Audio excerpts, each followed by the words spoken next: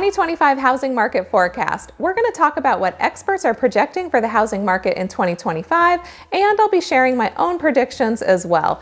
Now that we have all the data from 2024, we're going to take a look back and see how last year ended up. These are some of my favorite videos to make, and we're going to get right to it. Hi, I'm Jessica with the Genung team and Real Broker, and every year I put out this forecast video compiling the different opinions of where the housing market is headed. I'll also be sharing stats about the local Menifee, Murrieta, and Temecula Valley housing market. Let's start with national numbers and then we'll dive into the local numbers. I love articles where they put together all the forecasts into one place, such as this one by Housing Wire. Rejoice, housing affordability didn't get worse in 2024, and that certainly is something to rejoice about. According to a new report from Redfin, 2024 is the first time in 4 years that housing affordability didn't deteriorate.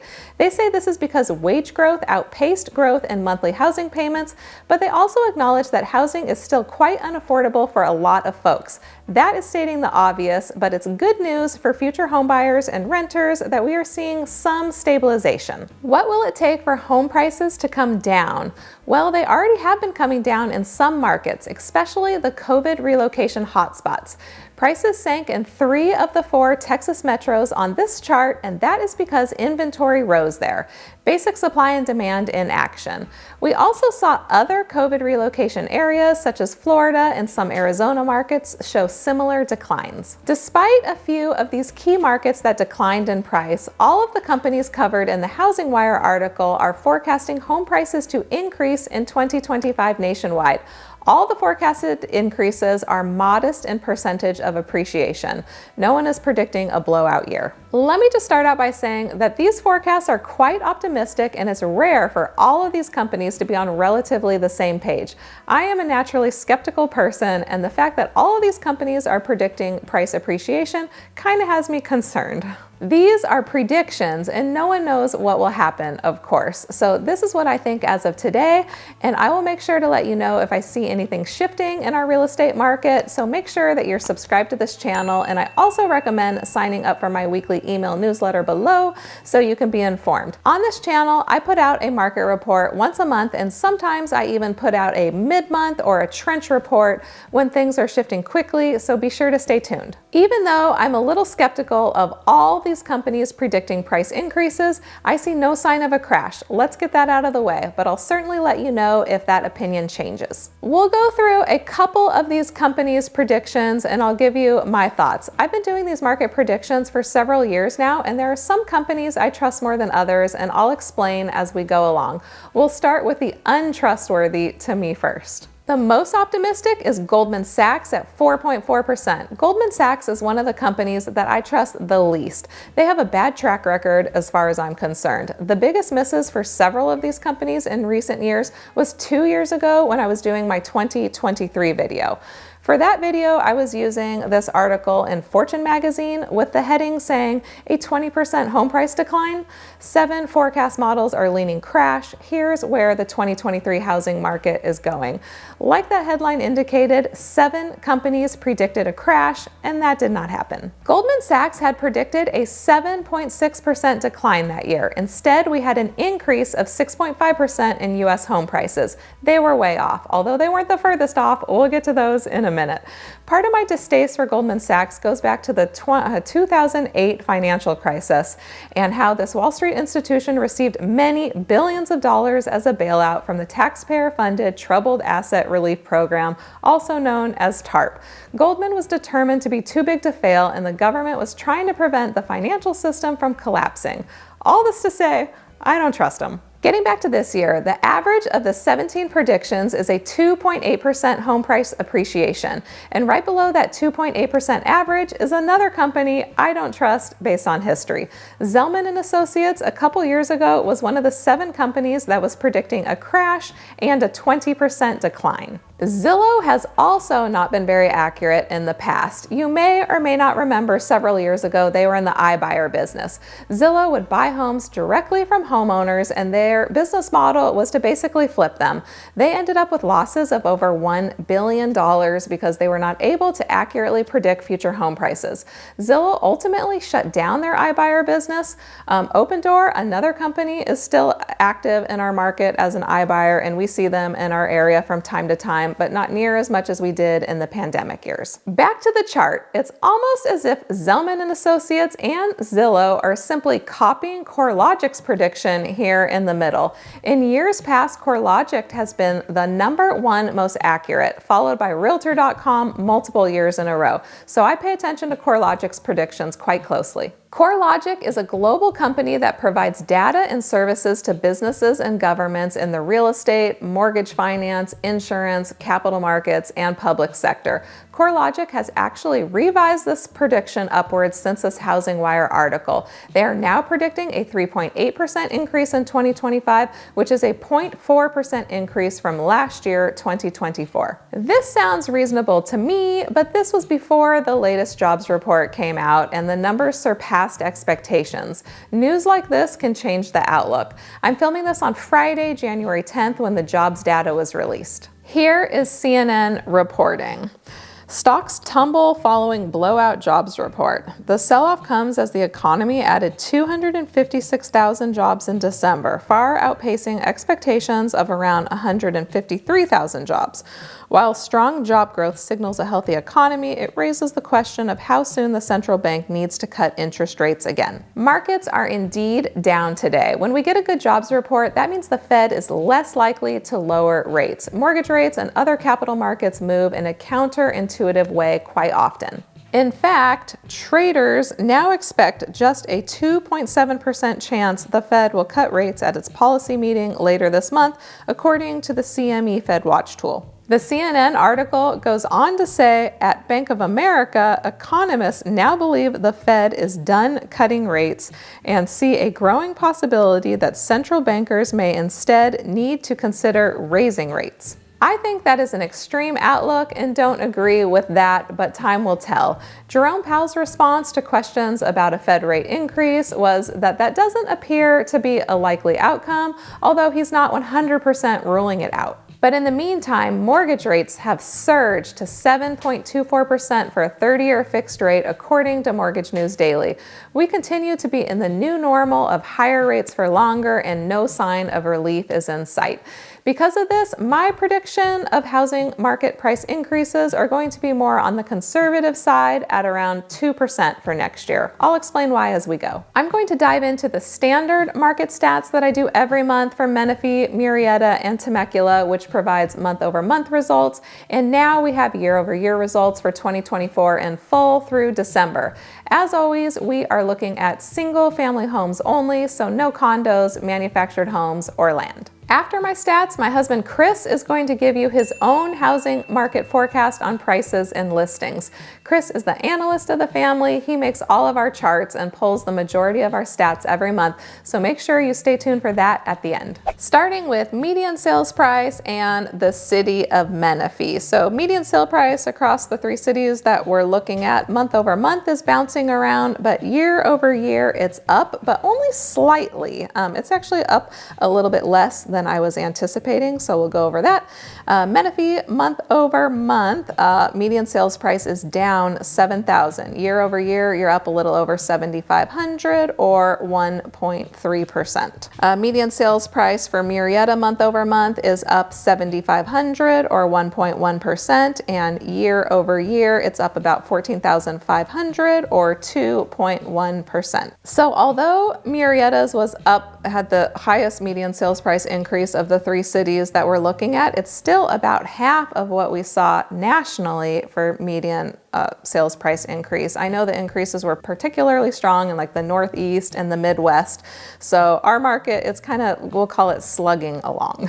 Lastly, Temecula's median sales price, actually month over month had quite a large decline. This happens sometimes, but Temecula's price declined $24,500 month over month, or 3.1%. And that big decline in 1 month is really narrowing the price increase for the entire year. So year over year, median sales price increase in Temecula is only 0.7%, or $5,500, which is fairly flat. This is just 1 month of data. Will probably bounce back up a little bit in January. I was kind of surprised to see Temecula having the least amount of sales price appreciation in comparison to the other 2 cities, because Temecula is normally considered the most desirable in our valley. It is the most expensive, so the market has kind of deemed it the most desirable.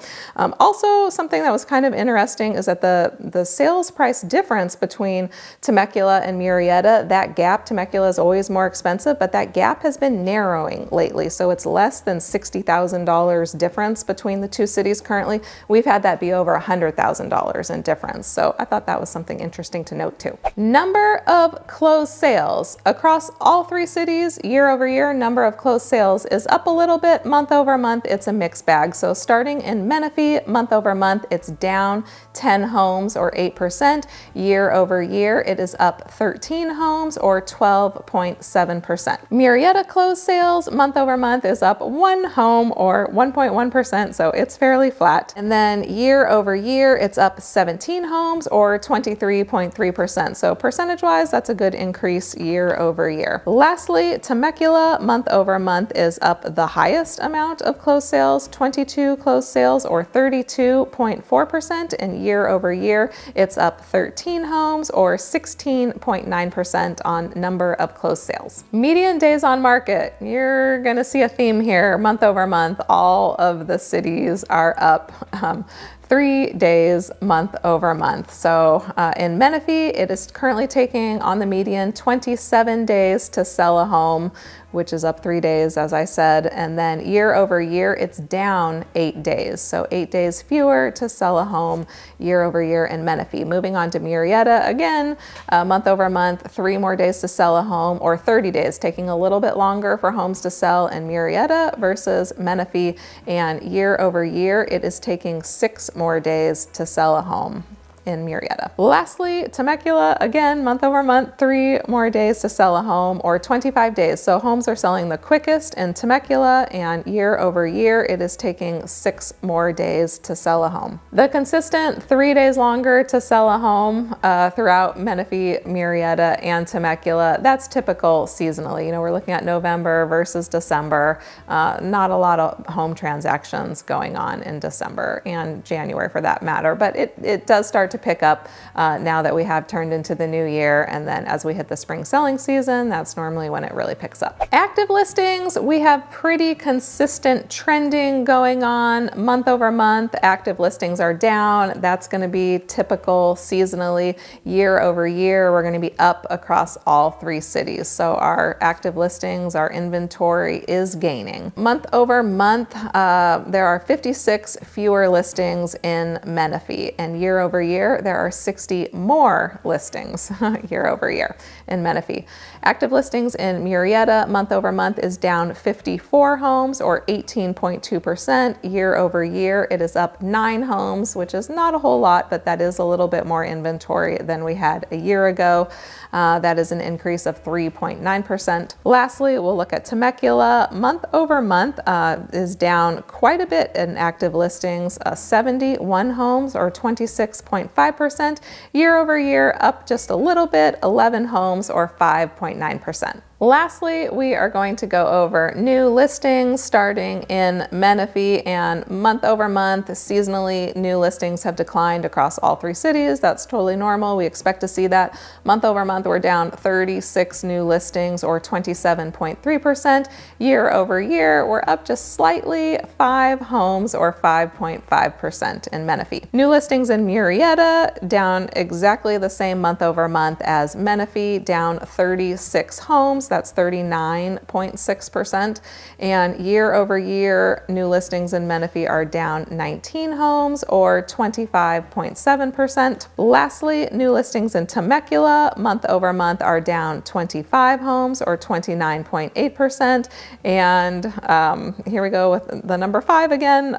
Year over year, new listings in Temecula are up 5 homes or 9.3%. So fairly flat year over year as far as new listings are concerned. Hey everyone, Chris here. Thanks for sticking around to the end of the video. I know we get a little bit long sometimes, so I'm going to get through this as quick as I can and give you our forecast for 2025 across Murrieta, Menifee, and Temecula. In Jessica's portion, she said her number is 2%. Her prediction is 2%. So I'm going to use that across our 3 cities and then maybe put a little bit more nuance on it across the rest of the year, getting towards the middle and even towards the end of the year of 2025. So I'll start with our same slides that we always use with the years 21 through 2024. Now that the full year is complete, we've got our blues and grays and then our reds for 2024. And then I'll show you a gold bar chart all by itself with the forecast after that. So median sales price in Menifee, the average for the whole year of 2024 was $590,000 with a max of $620,000 that it crossed there in July. So taking that average of $590,000 and taking that up, about 2% gets us to $600,000. So I also like round numbers, and I'll just spoiler alert, give you all my forecasts of $600,000, $700,000, and $800,000 to target in the cities of Murrieta, Menifee, and Temecula. So here's my gold bar charts with the 2025 forecast. It's just part of my process. I'm setting up all my slides for the next year. I create these slides myself. We have InfoSparks as our data source, like everyone else in our area. And then I've made these same bar charts for Jessica and her monthly forecast for the past 5 years now. We've done this for 5 years, going back to 2019 and 2020. So like I said, my prediction, our prediction is $600,000 for the city of Menifee, and I'm going to put that peak in March and April like it usually does seasonally. That's our normal seasonally. But here's kind of the difference where we're even a little bit more pessimistic. Jessica said skeptical when she's looking at those 4% increases that all those other companies are predicting. We're going to predict the 2%, like I'm saying, and then I'm going to actually show it coming down towards the middle and the rest of 2025, which might be different than most people are thinking out there. Now let's flip over to the forecast for Murrieta with the gold bars, and the 700,000, if you take that up 2%, that'll be 715,000. Maybe it'll go up to 740, 750,000 again. Who knows? None of us have a crystal ball, but I'm going to make my charts with a max of 715 in March and April, and then we'll take it down the rest of the year. And again, I'll explain based on what I think is going to happen with inventory. Finally, Temecula on the median sales price, showing our 2024 slide again. We've got an average of $780,000 for the year. So $780,000 for the year. Flipping over to our gold bars, taking that up 2%. Is $795. Let's round it up a little bit to $800,000. It often does go above $800,000 in Temecula. The max, was $825,000 last year. But let's put the max for 2025 on my gold bar forecast to $800,000 in March and April. Okay, I'm not going to cover all the stats like we do in our normal monthly market updates with the closed sales and active and new listings, but I am going to do listings right now. This is the main reason why we think that it's possible that we'll have maybe a correction next year. Maybe we're a little bit more pessimistic or bearish on the outlook for 2025, and that's because, of course, the rates, and we feel like there's going to be more listings this year. I think people are finally putting their houses on the market. They're tired of waiting for the rates to go down, and they have to make a move for various reasons. So we are seeing more listings. We feel like listings are going to become more stale. We started to study that on 2 or 3 of Jessica's market updates over the last half year, where we're looking at listings that sit on the market for longer than 30 days, and then very stale is what the Redfin articles would call over 60 days on market. So we feel like that's going to start to happen in 2025. Once we get past perhaps a little bit of a peak there in the spring selling season, and then the rest of 2025. All right, let's put up active listings for 2021 through 2024, our same slides that we always do. And I want to draw your attention to the gray, 2022.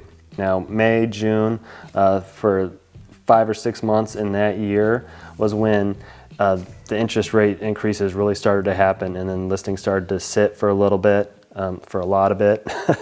And listings went up quite a bit at that time for a while. In Menifee, they went over 400 and then 450 and touched 500.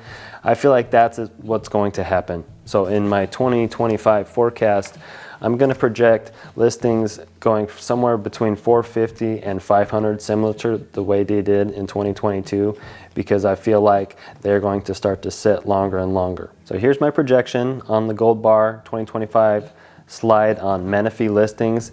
I feel like it's going to quickly cross 400 in January, February, and March and April. I think they're going to sell through like they do in a typical spring selling season, but then they're going to start to build up. And Menifee has, of all our 3 cities, really started to show the signs of more and more and more listings each month. And like I said, I'll start to study the stale 30 days of days on market quite a bit more. Let's put active listings back up in Murrieta 2021 through 2024. There is our 2022 bars in gray, and you'll see the listings did ultimately touch 400, 450 for a couple months, like I said. Now putting up the 2025 forecast with the gold bars, here's my forecast with 400 to 450, just like happened in 2022. Gradually up through the selling season, staying down, but then sort of building back up in the summer towards the end of the year, where I feel like they're going to sit closer to 400, maybe 450. Finally, active listings in Temecula with the 2021 through 2024 slide.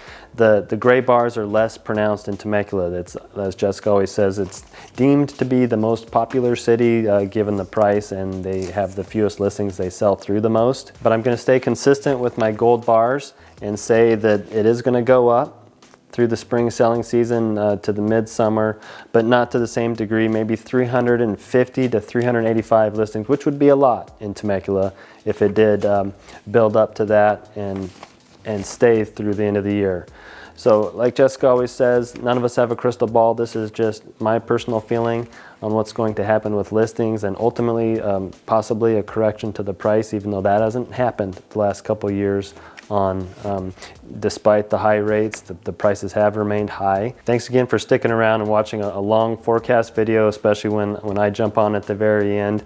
Let us know what you think. Do you think it'll be like me and Jessica say, 2% or even worse this year? Do you think it'll be more like everyone else on that article that says 2, 3, 4%? Let us know in the comments, and we really do appreciate you watching. Thanks again. Bye.